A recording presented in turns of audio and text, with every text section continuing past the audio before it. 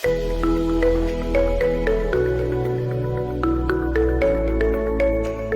this is a case, I think one of you can describe the case, and the war between the CABG and the multi-vessel PCI traditionally the debate. Whatever I am going to state is out of the context of debate. I am not against any procedure seriously, but well, ironically, it's true that I think I would go on the side of CABG. I want to ask you how many people know what is a successful angioplasty?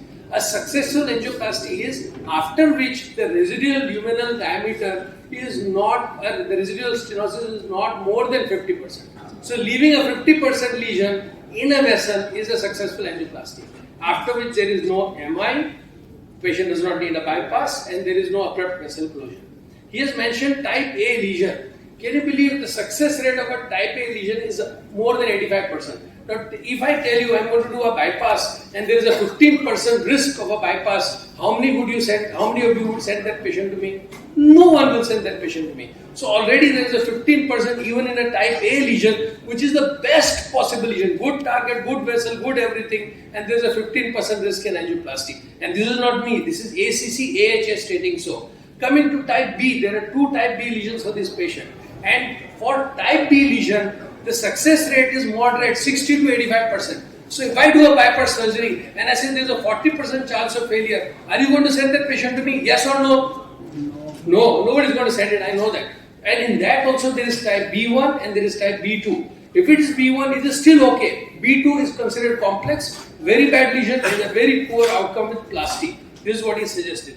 This is what a normal plaque looks like. Imagine pushing stents, wires, balloons, catheters, IVUS, everything into that. Now, what is this pathology? Coronary artery disease is atherosclerosis. And most of the myocardial infarction, I want to impress this point to all of you. Most of the MIs that we see are because of non-flow limiting lesions rupturing and causing acute myocardial infarction. Second, coronary artery disease progresses from proximal to distal part of a vessel over time. And the vast burden of plaque is only in the first few centimeters of that artery. This is a paper I want all of you to read sometime in your life. And it is written that majority of the infarcts are generated by non-flow limiting lesion. But PCI is slowly focused only on treating flow limiting lesions. Thus, PCI cannot be expected to significantly limit new infarcts. But CABG may do so through providing flow to vessels distal to the occlusions. Not only that, it bypasses all the plaques too. So if this is the PCI, like this is a PCI, there may be plaques above and below the PCI, but CABG will be beyond all the plaques. The graft is distal, and I will show that point again and again to you.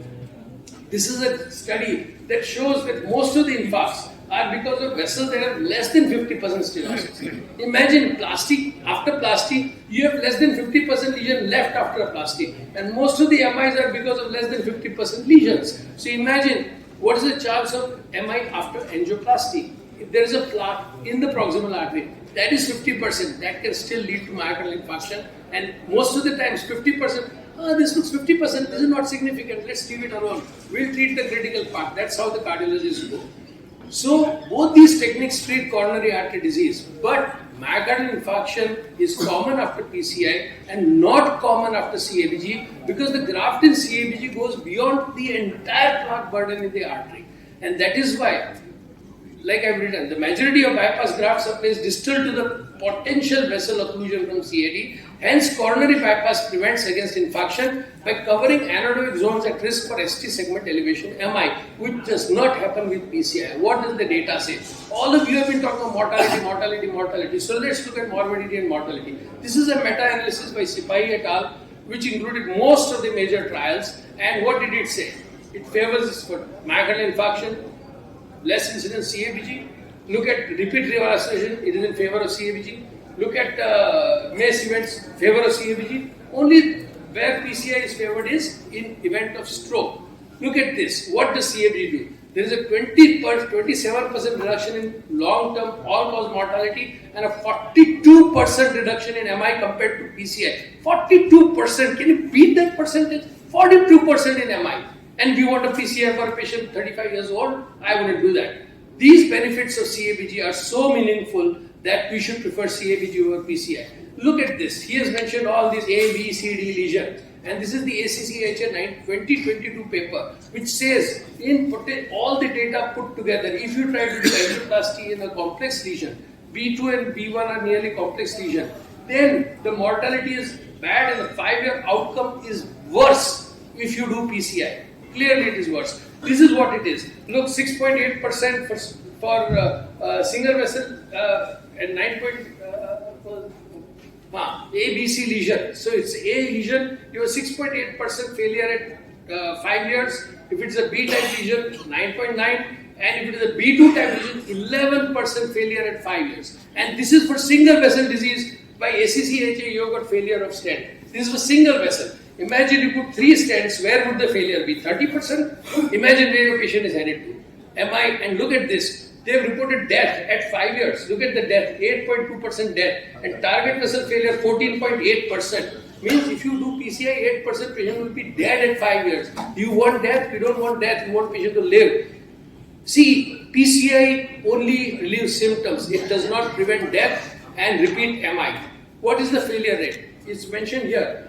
Long-term stent thrombosis rates were increased in complex lesions despite use of second generation DES. Use any type of DES, it doesn't work. Look at this patient, this paper, coronary artery bypass surgery, recent paper, 2016. What is the survival? Despite aggressive nature of coronary artery disease in young patients, even in young patients, the perioperative morbidity death is very good. What are the survival rates? 5, 10 and 20 years, 98%, 95%, 79 or 80%. Look at that. And freedom from complications, just look, 97, 91, 65. What excellent long-term outcome. If you do good arterial grafts, survival is done. This was an everlimous trial. Look at the data. This is the total death, myocardial infarction, repeat stroke on this side. Look at this. Where is CABG? 14%. Where is PCI? 21%. And composite endpoints are also different. All of you keep EMPA, DAPA, REPA, you worry about mortality. Why don't you worry about PCI versus CABG? Look at it. Look where the data is. Send your patient for CABG. Don't let him die with the PCI that kills him. Really, that's how it is. I'm not joking. I'm very serious about it right now. Look at this trial that was done through syntax and otherwise. And what is the outcome? Look at this. Multi-vessel disease, the green, multiple grafts if you are done. Where is the mortality for multi-vessel arterial grafting and where is the mortality and outcome? The blue line is the multi-vessel stenting. You cannot compare this sort of data. You cannot compare PCI with CABG. I am not trying to compare it also. I am just trying to tell you, if your patient has triple vessel disease and you want him to live, it depends what you want him to do. If you want him to live, talk about CABG. This is what syntax says. You have a complex syntax score, the mortality in PCI goes up. But CABG, whatever the score, the outcome is good. Why? Because grafts are done distal to the atheroma, distal to the plaque, distal to the problems, distal to everything. Look at this. This is the number of papers and this is just a small screenshot. I can give you 1,000 papers that give you the outcome of CABG. CABG means survival, live. The patient lives, he does not die. That is what. Now, suppose if you want to say, okay, what should an ideal graft or an ideal stent be? So I say stent should be done. An ideal bypass should not occlude. That is the most important thing. If it doesn't occlude, you can put it everywhere and everything is fine. Look, what is the quality of left internal mammary? It is a wonderful thing. It secretes prostaglandin I2, endothelial 1, tissue plasminogen, transforming growth factor B1. It is a capacity to secrete nitric oxide. You know, when you put a Lima to LED, you do arterial grafts like bilateral mammary onto a heart, it keeps secreting this nitric oxide, prostaglandin, and it prevents progression of disease distally. That is very important. Put a stent and after 6 months there's huge disease distally. That doesn't happen because these arteries, they secrete a lot of drugs, a lot of hormones that keep the coronaries dilated. Look at IMA has got a fenestrated internal lamina and that prevents thrombosis. It is extremely excellent high velocity flows. Imagine the flow going through a mammary artery into the heart. Phenomenal. Whether he does effort, he's running, anything, nothing happens to the patient because it has a resistance to shear, forces, everything you can imagine. They've written left internal mammary artery versus coronary stents, impact on downstream coronary stenosis and conduit patency. What happens distal to a mammary artery? It is written Lima grafting to left artery associated with significantly lower risk of downstream coronary conduit progression compared to percutaneous coronary intervention. So not only the graft flows, distally the LAD also flows. Now compared to this, I want an ideal stent. Okay, what would an ideal stent be? It will be free of thrombosis, not require repeat vascularization. It will maintain vascular function. It will be wonderful. So what happens if we get a stent like this? We can plaque the whole first few centimeters of LAD, first few centimeters of Sark, first few centimeters of RCA. Just put a lot of stents everywhere, plaque everything irrespective of a lesion. You would have to stent everything irrespective of lesion, not with the lesion or without the lesion. Why? Because these plaques only rupture and cause coronary artery disease. And don't tell me I was for OCT. They hardly bother about plaques. I don't know how many people get an OCT.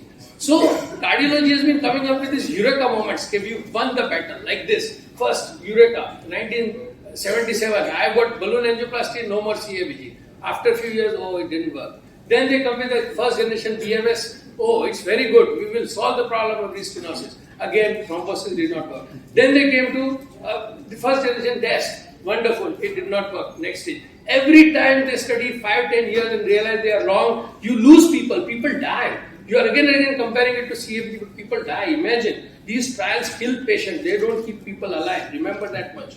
And again they came with further beautiful stents. And now they have got eureka moments. Now we have got IVC, IVAS, OCT, this, that, everything. Lithotripsy, rotablation. Arey, what rota, litha? You are killing people. Really, I'm not joking. It's a fact, yeah. Imagine if you have got plaques, you have to come to my theatre and see the plaques. Arey, they look like rocks. Imagine putting a stent and a rota and an IVAS and a litho into that and trying to crush that junk. And what happens to the epithelium? There is no endothelium left after that. It's garbage. And the disease as such is going to come there. It is going to come there. So I don't think yet cardiology has come to the eureka moment when they say, now we have won the battle against CABG. And why? It is not that they do a bad angioplasty. They do wonderful angioplasty. At the time of angioplasty, if you see the angio, everything looks wonderful. But why does the disease come? Remember, understand the disease process and you will understand why CABG does well. This is what I have drawn. Where does the disease come? Disease will come, progress everywhere proximally, all bifurcations and all the places. So if the disease is going to come everywhere proximally, what is going to happen? Imagine if they put a stent here. Sorry, I'll come there. So imagine disease is going to come all proximally and it will come from there towards this side. So they put a stent here, it will come here. They put a stent here, it will come here. They put a stent here, it comes here. It comes here, it comes. It comes all over the place. It keeps coming because that is the disease. Remember, they do wonderful angioplasty, IVC, OCT, absolutely excellent. Where does the surgeon go? He comes here, here, here, here. And there the disease does not reach. Yes, it may reach, but it may take 20 years or 30 years for disease to come here. Because it is going to progress from proximal to distal. It doesn't go from here to there. Have you heard somebody starting disease here and going proximally? Because the flow is in that direction. The disease always affects the bifurcation of a vessel. Where the force and flow is there. That is where the atheroma, even in your house, the junctions are where the things get together. Just last few slides. And look at cardiac surgery. Eureka moment. Our eureka moment was 1964, a few days after my birth. I was born in 64. There, Kolosov did the first CFG Lima to LAD, and still that Lima to LAD is our eureka moment. 50, 60 years on, 58 years on, cardiac surgery has not changed. It is mentioned. The magic of left internal mammary artery graft, and look at this, 96.4% patency and survival rate. So, it is the impact of co-lateralization. CABG gives relief of symptoms, prevents MI, reduces mortality. PCI gives only relief of symptoms, and that also temporarily because the plaques are going to rupture and give it. And that is what co-lateralization, I just said, that is why it prolongs life. No other reason to prolong life.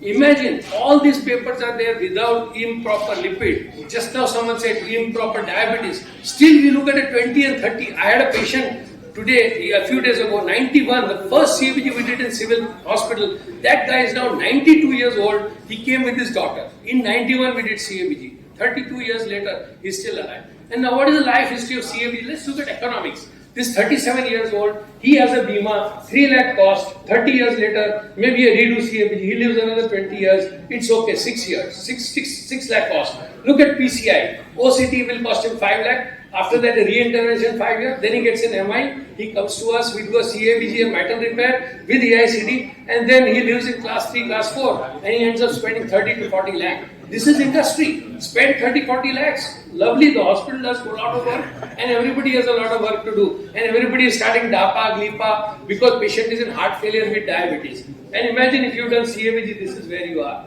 So it's not about playing with toys like Rota, Ivas, Vico.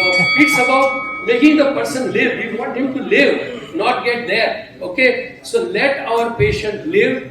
Let him age gracefully like good wine. Surgeons have Ma on their side, and once mother is on your side, nobody can defeat them. Thank you.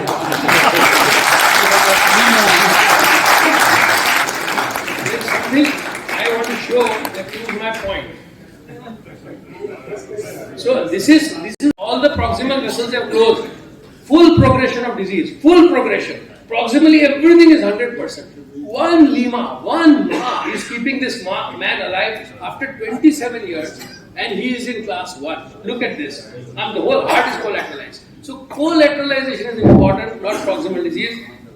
Everything else is toys. Thank you very much.